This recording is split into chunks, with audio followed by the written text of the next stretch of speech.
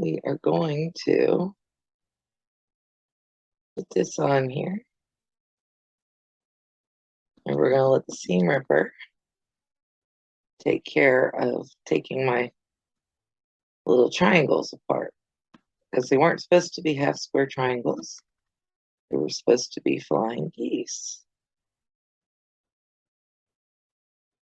And I want to say thank you right now to the subscriber who suggested this one, because my hands are hurting today.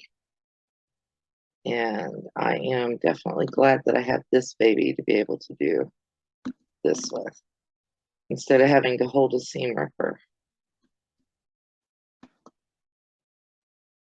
And I was actually looking at it, thinking that if I had to, not quite to that point today, but I was thinking that if I had to, I would be able to hold these with my tweezers to be able to take them apart.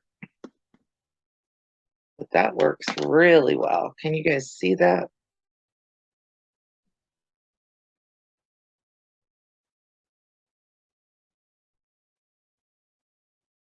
I think it was Marie H. who suggested this.